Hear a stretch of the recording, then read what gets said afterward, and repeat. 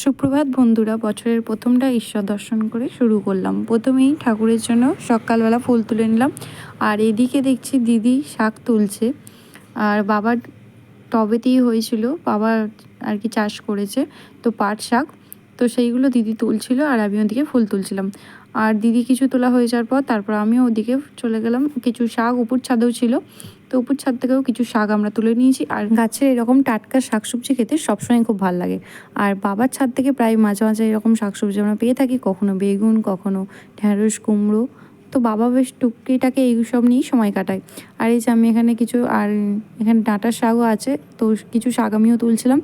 আর বাবা এখানে কিছু একটা বাগাচ্ছিল বা কিছু সারাচ্ছিল, তো যাই হোক। আর এখানে সবাই যে যার মতো কাজ নিয়ে ব্যস্ত। আর মা যেহেতু নিচেই শুয়ে আছে, আর এখানে দেখা যায় তখন ঢ্যাঁড়স ফুলটা খুব সুন্দর, কিন্তু ঢ্যাঁড়স ফুলটা এত সুন্দর দেখতে মনে হচ্ছে এমনি ফুলের মতো পুজো করা যাবে সেরকম, কিন্তু এটা ঢ্যাঁড়স ফুল দেখতে খুব কিউট। আর এখানে আমার দিদি আমাকে ভিডিও করতে সাহায্য করছিল। আর এই যে আমাদের গাছের ডালিমও ধরেছে অনেক, কিন্তু ডালিমগুলো খেতে খুব একটা ভালো হয় না, কিন্তু অনেক আসে। আর এই যে ফুলগুলো খুব সুন্দর দেখতে লাগে। আর আমার দিদি এসে ফুলগুলো নিয়ে একটু ছবি তুলছিল, দিদির মতো একটু করছিল।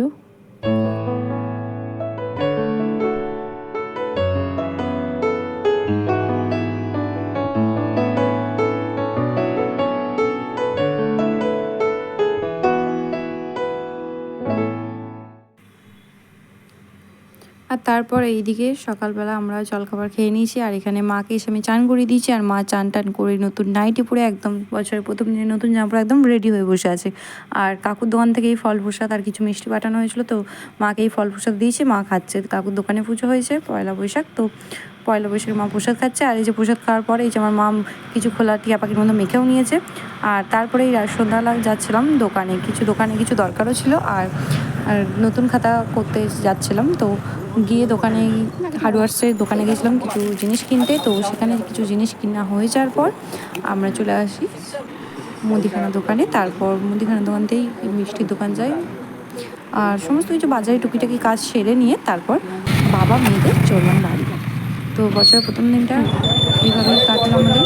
আমার মা অসুস্থ করে, কিন্তু তবু আমাদের দিনগুলো এগুলো হাসি খুশি ভালোই কাটছে। তো ঈশ্বরের কৃপা এইভাবেই কেটে যায়। শরীর ভালো থাকলে আর কোনো কিছু যায় না।